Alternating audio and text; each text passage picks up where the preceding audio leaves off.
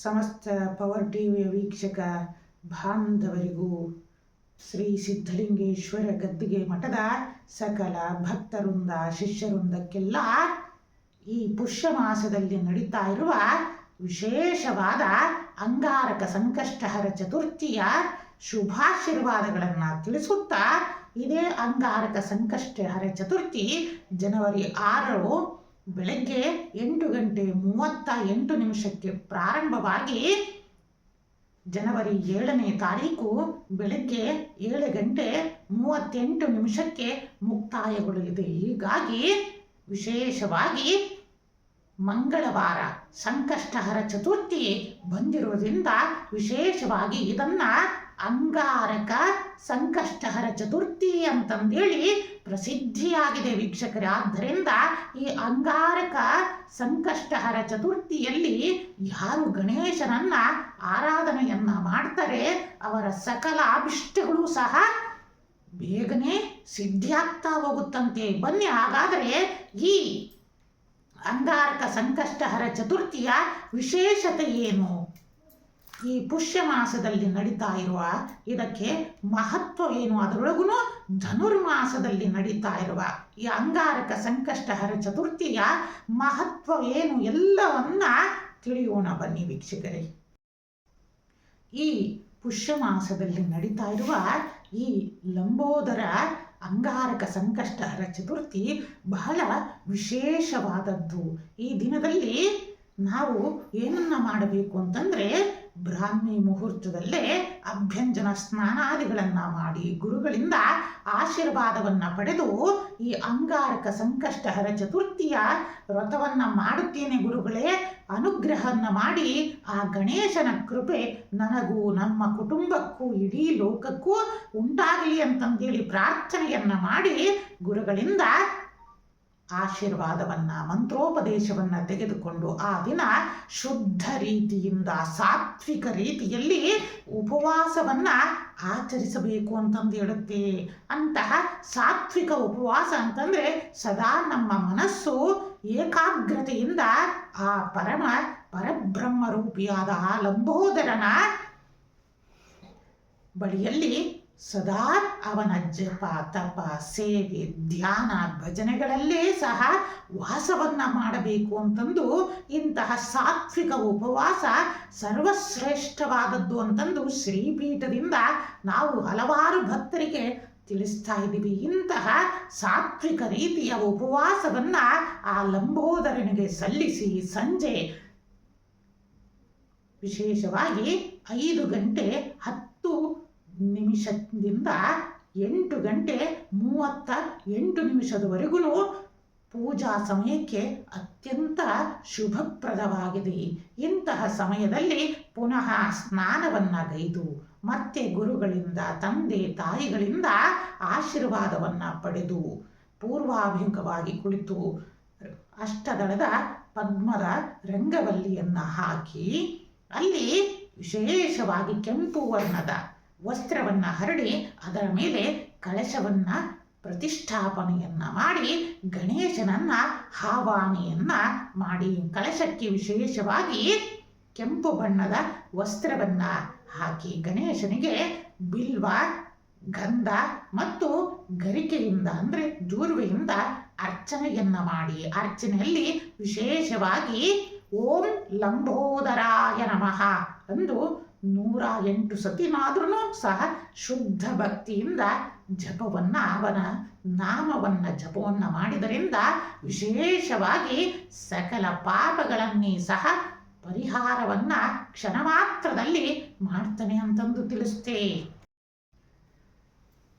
ಇಂತಹ ಲಂಬೋದರನ ಜಪವನ್ನ ಆದ ಮೇಲೆ ಗಣೇಶನಿಗೆ ವಿಶೇಷವಾಗಿ ಮೋದಕ ಲಡ್ಡು ಕಜ್ಜಾಯ ಪಾಯಸದ ಮತ್ತು ಒಬ್ಬಟ್ಟಿನ ನೈವೇದ್ಯಗಳನ್ನ ಸಮರ್ಪಣೆಯನ್ನ ಮಾಡಿ ಶುದ್ಧ ಮನಸ್ಸಿನಿಂದ ಅವರಿಗೆ ನಿಮ್ಮ ಎಲ್ಲ ಇಷ್ಟಾರ್ಥಗಳನ್ನು ಸಹ ಸಮರ್ಪಣೆಯನ್ನ ಮಾಡಿ ಖಂಡಿತ ಆ ಲಂಬೋದರ ಯಾರು ಈ ರೀತಿಯಿಂದ ಶ್ರದ್ಧಾ ಭಕ್ತಿಯಿಂದ ವ್ರತವನ್ನ ಮಾಡ್ತೀರಾ ಖಂಡಿತ ಅವರ ಎಲ್ಲ ಅಭಿಷ್ಟಗಳು ಸಿದ್ಧಿಯಾಗಲಿ ಅಂತಂದು ನಾವುಗಳೂ ಸಹ ಇಂದಿನಿಂದ ಆಶೀರ್ವಾದವನ್ನ ಮಾಡ್ತೀವಿ. ಆ ಲಂಬೋದರ ಸಕಲರ ಇಷ್ಟಾರ್ಥಗಳನ್ನ ನೆರವೇರಿಸಲಿ ಅಂತಂದು ಯಾರು ಸಾತ್ವಿಕ ರೀತಿಯಿಂದ ಆ ದಿನ ಪೂಜೆಯನ್ನ ಮಾಡಿದರೆ ಅವರ ಎಲ್ಲ ಪೂಜೆಯೂ ಸಹ ಆ ಲಂಬೋದರನಿಗೆ ಸಲ್ಲಲಿ ಅಂತಂದು ನಾವುಗಳು ಸಹ ಪ್ರಾರ್ಥನೆಯನ್ನ ಮಾಡಿ ಶುಭವನ್ನ ಹಾರೈಸ್ತೀವಿ. ಮುದ್ಗಲ ಪುರಾಣದ ಪ್ರಕಾರ ವಿಶೇಷವಾಗಿ ಲಂಬೋದರ ಅಂತಂದ್ರೆ ಸಾಕ್ಷಾತ್ ಬೇರೆ ಯಾರು ಅಲ್ಲ, ಆ ಸಾಕ್ಷಾತ್ ಪರಬ್ರಹ್ಮ ರೂಪಿಯೇ ಆ ಗಣೇಶ. ಅನಂತ ಅಖಿಲಾಂಡ ಕೋಟಿ ಬ್ರಹ್ಮಾಂಡ ನಾಯಕನಾದ ಆ ಗಣೇಶನನ್ನ ನಾವು ಲಂಬೋದರ ಅಂತಂದು ತಿಳಿಸ್ತೀವಿ. ಏಕಂತಂದ್ರೆ ಲಂಬೋದರ ಅಂತಂದು ಸೃಷ್ಟಿಯ ಆದಿಯಲ್ಲಿ ಸೃಷ್ಟಿಗೆ ಅನೇಕ ರೀತಿಯಿಂದ ವಿಘ್ನಗಳು ಬರಲಿಕ್ಕೆ ಪ್ರಾರಂಭ ಆಯಿತು. ಆಗ ಬ್ರಹ್ಮದೇವರು ಕುಳಿತುಕೊಂಡು ಈ ವಿಘ್ನವನ್ನೆಲ್ಲ ಪರಿಹರಿಸು ತಂದೆ ಅಂತಂದೇಳಿ ಆ ಆದಿಮೂಲನಾದ ಸೃಷ್ಟಿಕರ್ತ ಪರಬ್ರಹ್ಮನನ್ನ ಮೊರೆ ಹೋಗ್ತಾರೆ. ಆಗ ಎಷ್ಟೋ ಸಾವಿರ ವರ್ಷಗಳ ಕಳೆದ ನಂತರ ಆ ಪರಬ್ರಹ್ಮ ರೂಪಿಯಾದ ಆ ದೈವ ಗಣೇಶನ ರೂಪದಲ್ಲಿ ಬ್ರಹ್ಮನಿಗೆ ದರ್ಶನವನ್ನ ನೀಡಿ ಅನುಗ್ರಹವನ್ನ ಮಾಡಿತು. ಆಗ ಬ್ರಹ್ಮದೇವರು ಕೇಳ್ತಾರೆ, ಯಾವ ರೀತಿಯಿಂದ ನಾನು ಸೃಷ್ಟಿಯನ್ನ ಮಾಡಬೇಕು? ಸದಾ ಸೃಷ್ಟಿಯಲ್ಲಿ ಹೀಗೆ ವಿಘ್ನಗಳು ಉಂಟಾಗ್ತಾ ಇದೆ, ಇದಕ್ಕೆ ಪರಿಹಾರವನ್ನ ನೀಡು ತಂದೆ. ಸೃಷ್ಟಿಯಲ್ಲಿ ಸದಾ ಎಲ್ಲ ಕಾರ್ಯಗಳು ಯಶಸ್ವಿ ಆಗಲಿಕ್ಕೆ ನನಗೆ ಅನುಗ್ರಹವನ್ನ ಮಾಡು ಅಂತಂದೇಳಿ ಬ್ರಹ್ಮದೇವರು ಕೇಳಿದಾಗ ಆಗ ಬ್ರಹ್ಮದೇವರನ್ನ ತೆಗೆದುಕೊಂಡು ತನ್ನ ಉದರದೊಳಗೆ ಪ್ರವೇಶವನ್ನ ಮಾಡಲಿಕ್ಕೆ ಹೇಳ್ತಾರೆ. ಆಗ ಸಾಕ್ಷಾತ್ ಬ್ರಹ್ಮದೇವರೇ ಸಹ ಗಣೇಶನ ಒಳಗಡೆ ಪ್ರವೇಶವನ್ನ ಮಾಡ್ತಾರೆ. ಆ ಗಣೇಶನ ಒಳಗಡೆ ಪ್ರವೇಶವನ್ನ ಮಾಡಿದಾಗ ಬ್ರಹ್ಮದೇವರು ಮೊದಲಿಗೆ ಯೋಚನೆ ಮಾಡ್ತಾ ಇರ್ತಾರೆ, ನಾನು ಸೃಷ್ಟಿಗೆ ನಾನೇ ಬ್ರಹ್ಮ, ಹೀಗಾಗಿ ನಾನು ಸೃಷ್ಟಿಯನ್ನ ಹೇಗೆ ಮಾಡಬೇಕು ಅಂತಂದು ಯೋಚನೆಯನ್ನ ಮಾಡ್ತಾ ಇರ್ತಾರೆ.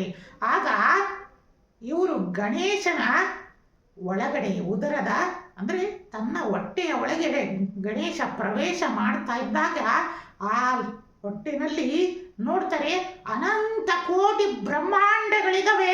ಅನಂತ ಬ್ರಹ್ಮದೇವರುಗಳು ಆಯಾಯ ಸೃಷ್ಟಿಗಳನ್ನ ಮಾಡ್ತಾ ಇದ್ದಾರೆ. ಯೋಚನೆ ಮಾಡಿ ಶಿಷ್ಯಂದಿರೆ, ಎಂತಹ ಅದ್ಭುತವಾದ ದೃಶ್ಯ ಅದು. ಬ್ರಹ್ಮದೇವರು ಮುಂಚೆ ನನ್ನದೇ ಇದು ಸೃಷ್ಟಿ, ಇದು ಒಂದೇ ಸೃಷ್ಟಿ, ಇಲ್ಲಿ ನಾನು ಒಬ್ಬನೇ ಸೃಷ್ಟಿಕರ್ತ ಅಂತಂದು ಯೋಚನೆಯನ್ನ ಮಾಡಿ ಹೋಗಿರ್ತಾರೆ. ಅಂದ್ರೆ ನಾನೇ ಒಬ್ಬ ಬ್ರಹ್ಮ ಅನ್ನೋ ಅಹಂಕಾರ ಇತ್ತು.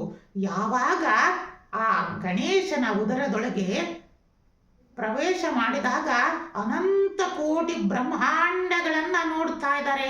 ಆಗ ಬ್ರಹ್ಮನಿಗೆ ಅರಿವಾಗುತ್ತೆ, ನನ್ನಂತಹ ಎಷ್ಟೋ ಬ್ರಹ್ಮರು ತಮ್ಮ ತಮ್ಮ ಕೆಲಸದಲ್ಲಿ ನಿರತರಾಗಿದ್ದಾರಲ್ಲ, ಎಂತಹ ಪರಮಾತ್ಮ ಇವರು, ಇವರ ಮುಂದೆ ನಾನೇ ಸೃಷ್ಟಿಕರ್ತ ಅಂತಂದು ಅಹಂಕಾರವನ್ನ ಪಟ್ಟುಬಿಟ್ಟಿನಲ್ಲ ಅಂತಂದೇಳಿ ಸಾಕ್ಷಾತ್ ಬ್ರಹ್ಮದೇವರೇ ಮರಗಿ ಅಲ್ಲಿನ ಸೃಷ್ಟಿಯನ್ನೆಲ್ಲ ನೋಡಿ ಆ ಗಣೇಶನನ್ನ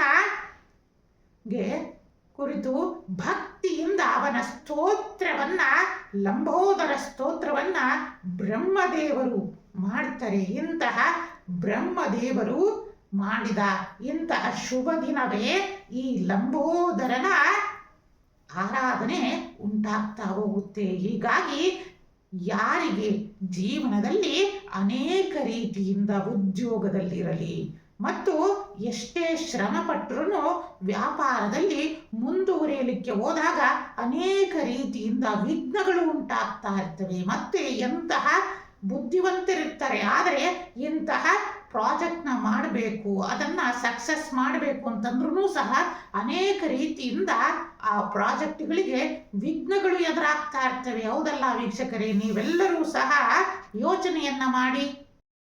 ಇಂತಹ ಎಷ್ಟೋ ಬುದ್ಧಿವಂತರು, ವಿದ್ಯಾವಂತರು, ಎಜುಕೇಟೆಡ್ ತುಂಬಾ ಅವರಲ್ಲಿ ಭಗವಂತನ ಅನುಗ್ರಹದಿಂದ ಒಳ್ಳೆಯ ಬುದ್ಧಿಶಕ್ತಿ, ಮೇಧಾಶಕ್ತಿ ಎಲ್ಲ ಇದ್ರೂ ಸಹ ತಾವುಗಳು ಮುಂದುವರಿಯೋಕ್ಕೆ ಅನೇಕ ರೀತಿಯಿಂದ ಇಂತಹ ವಿಘ್ನಗಳು ಕಾಡ್ತಾ ಇರ್ತವಲ್ಲ, ನೀವೆಲ್ಲ ಸ್ವಲ್ಪ ಕುತ್ಕೊಂಡು ಯೋಚನೆಯನ್ನ ಮಾಡಿ. ಯಾಕಂದ್ರೆ ನಿಮ್ಮಲ್ಲಿ ಅಗಾಧವಾದ ಬುದ್ಧಿಶಕ್ತಿ ಇದೆ, ಎಲ್ಲನೂ ಇದೆ. ಆದ್ರೂ ಸಹ ಯಾವುದೋ ರೀತಿಯಿಂದ ವಿಘ್ನಗಳು ಎದುರಾಗ್ತಾ ಇದ್ದಾವೆ. ಆ ಕಾರಣಕ್ಕೋಸ್ಕರನೇ ಪ್ರತಿಯೊಬ್ಬರೂ ಸಹ ತಮ್ಮ ಅಂತರಾತ್ಮದಲ್ಲಿ ಒಂದು ಪ್ರಶ್ನೆಯನ್ನ ಉಂಟು ಮಾಡಿ, ಆಗ ಖಂಡಿತ ಇದಕ್ಕೆ ಒಂದು ಸುಲಭ ಪರಿಹಾರ ಏನಪ್ಪಾ ಅಂತಂದ್ರೆ, ನಮ್ಮ ಸನಾತನ ಪರಂಪರೆಯಲ್ಲಿ ಅಂತಂದ್ರೆ ವಿಶೇಷವಾಗಿ ಈ ಲಂಬೋದರನ ಆರಾಧನೆಯನ್ನ ಗುರುಮುಖೇನ, ಗುರುವಿನಿಂದ ಅನುಗ್ರಹವನ್ನ ಪಡೆದು ಯಾರು ಲಂಬೋದರನ ಆರಾಧನೆಯನ್ನ ಮಾಡ್ತೀರಾ, ಅವರ ಪ್ರಾರಬ್ಧ ಕರ್ಮಗಳು ಏನೇ ಇರಲಿ ಅದೆಲ್ಲ ಕ್ಷಣ ಮಾತ್ರದಲ್ಲಿ ಪರಿಹಾರ ಉಂಟಾಗುತ್ತೆ ಅಂತಂದೇಳಿ ಸಾಕ್ಷಾತ್ ಬ್ರಹ್ಮದೇವರಿಗೆ ಅನುಗ್ರಹವನ್ನ ಆ ಪರಬ್ರಹ್ಮ ರೂಪಿ ಆ ಮಹಾಗಣಪತಿಯು ಅನುಗ್ರಹವನ್ನ ಮಾಡಿ ಶುಭ ಆಶೀರ್ವಾದವನ್ನ ಮಾಡಿ ವರವನ್ನ ಅನುಗ್ರಹಿಸ್ತಾನೆ. ಆದ್ದರಿಂದ ಯಾರಿಗೆ ಸಕಲ ವ್ಯಾಪಾರದಲ್ಲಿ, ಉದ್ಯೋಗದಲ್ಲಿ ಮತ್ತು ಅನೇಕ ರೀತಿಯಿಂದ ಹೊಸ ಕಾರ್ಯಗಳನ್ನ ಪ್ರಾರಂಭಿಸಬೇಕು ಅಂತಂದೇಳಿರ್ತಾರೆ, ಅಂತಹವರೆಲ್ಲ ಈ ದಿನ ಸಾತ್ವಿಕ ರೀತಿಯಿಂದ ಆ ಮಹಾಗಣಪತಿಯನ್ನ ಆರಾಧನೆಯನ್ನ ಮಾಡಬೇಕು. ನಂತರ ಯಾರಿಗೆ ಜೀವನದಲ್ಲಿ ಅನೇಕ ರೀತಿಯಿಂದ ಋಣಬಾಧೆಗಳು ಇರುತ್ತೆ, ಈ ದಿನ ಸಹ ಅವರು ವಿಶೇಷವಾಗಿ ಲವಣ ದೀಪವನ್ನ ಹಚ್ಚಿ ಗಣೇಶನಿಗೆ 21 ಲವಣ ದೀಪವನ್ನ ಹಚ್ಚಿ ಪ್ರಾರ್ಥನೆಯನ್ನ ಮಾಡಬೇಕು. ಇದರಿಂದನೂ ಸಹ ಎಲ್ಲ ಈ ಋಣಮುಕ್ತಿಗೆ ಖಂಡಿತ ಒಂದಲ್ಲ ಒಂದು ದಾರಿ ಸಿಗ್ತಾ ಹೋಗುತ್ತೆ. ನಂತರ ಜೀವನದಲ್ಲಿ ಯಾರಿಗೆ ಮದುವೆಯಲ್ಲಿ ಅನೇಕ ರೀತಿಯಿಂದ ತೊಂದರೆಗಳು, ಅಂದ್ರೆ ಮದುವೆ ಆದ ನಂತರ ಗಂಡ ಹೆಂಡತಿಯರ ನಡುವೆ ಕಲಹಗಳು ಪ್ರಾರಂಭ ಆಗ್ತಾ ಇರುತ್ತೆ, ಸಂತಾನ ಬಾಧೆಯ ಸಮಸ್ಯೆಗಳು ಇರುತ್ತವೆ, ಗರ್ಭಧಾರಣೆಯ ತೊಂದರೆಗಳಿರುತ್ತವೆ. ಅಂತವರೆಲ್ಲ ಈ ದಿನ ಗುರುಗಳಿಂದ ಅನುಗ್ರಹವನ್ನ ಪಡೆದು ಸಾಧ್ಯವಾದಷ್ಟು ಗುರುವಿನಿಂದ ಮಂತ್ರೋಪದೇಶಗಳನ್ನ ತೆಗೆದುಕೊಂಡು ಈ ಲಂಬೋದರ ಮಹಾಗಣಪತಿಯ ಸಂಕಷ್ಟಹರ ಚತುರ್ಥಿಯನ್ನ ಆರಾಧನೆಯನ್ನ ಮಾಡಿದರೆ ವಿಶೇಷವಾಗಿ ಆ ಗಣೇಶನ ಅನುಗ್ರಹ ಉಂಟಾಗ್ತಾ ಹೋಗುತ್ತೆ. ಇನ್ನೊಂದು, ಈ ಅಂಗಾರಕ ಅಂತಂದೇಳಿ ಯಾಕೆ ಉಂಟಾಯಿತು ಅಂತಂದ್ರೆ, ಭೂಮಿಯ ಪುತ್ರ ಯಾರು ಅಂತಂದ್ರೆ ಅಂಗಾರಕ, ಮಂಗಳ ದೇವ, ಶಿವಾಂಶ ಸಂಭೂತನಾಗಿರ್ತಾನೆ. ಇಂತಹ ಅಂಗಾರಕ ದೇವ ಗಣೇಶನ ಪರಮ ಭಕ್ತ. ಹೀಗಾಗಿ ಗಣೇಶ ಆ ಭಕ್ತಿಗೆ ಒಲಿದು ಅಂಗಾರಕನಿಗೆ ಏನಾದ್ರೂ ವರವನ್ನ ಕೊಡಬೇಕು ಅಂತಂದು ಕೇಳ್ತಾನೆ. ಆಗ ನಿಸ್ವಾರ್ಥದಿಂದ ಆ ಅಂಗಾರಕ ದೇವ ಕೇಳ್ತಾನೆ, ನನಗೇನು ಬೇಡ ತಂದೆ, ಸದಾ ನಿನ್ನ ಸೇವಾ ಮಾಡುವ ಭಾಗ್ಯ ಕೊಡು, ನಿನ್ನ ಭಕ್ತಿಯನ್ನ ಸದಾ ನನಗೆ ಅನುಗ್ರಹವನ್ನ ಮಾಡುವಂತಂದು ಕೇಳಿದಾಗ ಆ ಭಕ್ತಿಗೆ ಮೆಚ್ಚಿ ಗಣೇಶನೇ ಹೇಳ್ತಾನೆ, ನಿನ್ನ ಈ ಭಕ್ತಿಗೆ ಮೆಚ್ಚಿದ್ದೇನೆ, ಹೀಗಾಗಿ ಮಂಗಳವಾರ ಅಂದ್ರೆ ಅಂಗಾರಕ ದಿನ ಬರುವ ಸಂಕಷ್ಟಹರ ಚತುರ್ಥಿಯಲ್ಲಿ ನಿನ್ನ ಭಕ್ತಿಗೆ ಸರ್ವಶ್ರೇಷ್ಠವಾಗಲಿ, ಸಕಲರು ನಿನ್ನ ಭಕ್ತಿಯನ್ನ ಎಲ್ಲರೂ ಸ್ಮರಿಸುವಂತಾಗಲಿ ಅಂತಂದೇಳಿ ಆ ದಿನದ ಪೂಜೆಗೆ ವಿಶೇಷವಾಗಿ ಅಂಗಾರಕ ಸಂಕಷ್ಟಹರ ಚತುರ್ಥಿ ಅಂತಂದೇ ಸಹ ಪ್ರಸಿದ್ಧಿಯಾಗಲಿ ಅಂತಂದು ಗಣೇಶ ವರವನ್ನ ಅನುಗ್ರಹ ಮಾಡ್ತಾನೆ. ಆದ್ದರಿಂದ ಈ ದಿನದಲ್ಲಿ ನಾವು ಮಾಡ್ತಾ ಇರುವ ಪೂಜೆಗೆ ವಿಶೇಷವಾಗಿ ತೊಗರಿಬೇಳೆ ಮತ್ತು ಬೆಲ್ಲವನ್ನ ದಾನವನ್ನಾಗಿ ಯಥಾಶಕ್ತಿಯಿಂದ ನಿಮ್ಮ ಕೈನಲ್ಲಿ ಎಷ್ಟಾಗುತ್ತೋ ಅಷ್ಟು ಗಣೇಶನ ದೇವಸ್ಥಾನಕ್ಕೆ, ಗುರುಗಳಿಗೆ ದಾನ ಧರ್ಮಗಳನ್ನ ಮಾಡುವುದರಿಂದ, ಗೋ ಸೇವೆಯನ್ನ ಮಾಡೋದರಿಂದ, ಗೋ ಪೂಜೆಯನ್ನ, ಗೋಗ್ರಾಸಗಳನ್ನ ನೀಡುವುದರಿಂದ ವಿಶೇಷವಾದ ಫಲವನ್ನ ನೀವು ಪಡಿತಾ ಹೋಗ್ತೀರಾ ಅಂತಂದು ಸಹ ತಿಳಿಸ್ತಾ, ಮತ್ತು ರಾತ್ರಿ 9:48 ಚಂದ್ರೋದಯದ ಮುಹೂರ್ತಗಳು ಸಹ ಇರುವುದರಿಂದ ಆ ದಿನ ಚಂದ್ರನಿಗೆ ಕಲ್ಪೋಕ್ತ ಮಂತ್ರದಿಂದ ವಿಶೇಷವಾಗಿ ಪೂಜೆಯನ್ನ ಮಾಡಿ, ಅರ್ಘ್ಯವನ್ನ ಸಮರ್ಪಣೆಯನ್ನ ಮಾಡಿ, ಚಂದ್ರನಿಗೆ ಹಾಲಿನಿಂದ ಅರ್ಘ್ಯವನ್ನ ಬಿಟ್ಟು ಆ ಬಾಲಚಂದ್ರನನ್ನ ಪ್ರಾರ್ಥನೆಯನ್ನ ಮಾಡುವುದರಿಂದ ಸಕಲ ಅಭಿಷ್ಟಗಳು ಸಹ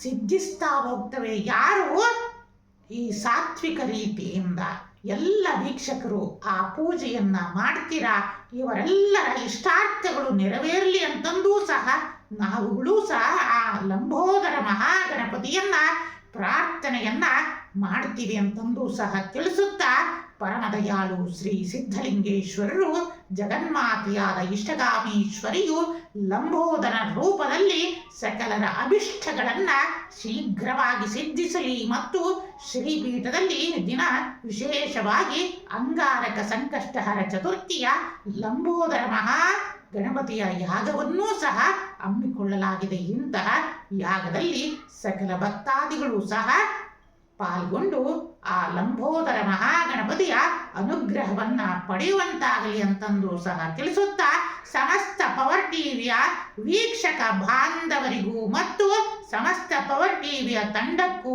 ಮತ್ತು ಇಡೀ ಸಮಸ್ತ ಲೋಕಕ್ಕೆಲ್ಲ ಸನ್ಮಂಗಳಗಳು ಉಂಟಾಗಲಿ ಅಂತಂದು ಶುಭಾಶೀರ್ವಾದವನ್ನ ತಿಳಿಸ್ತಾ ಇದ್ದೀವಿ. ಓಂ ನಮಃ ಶಿವಾಯ.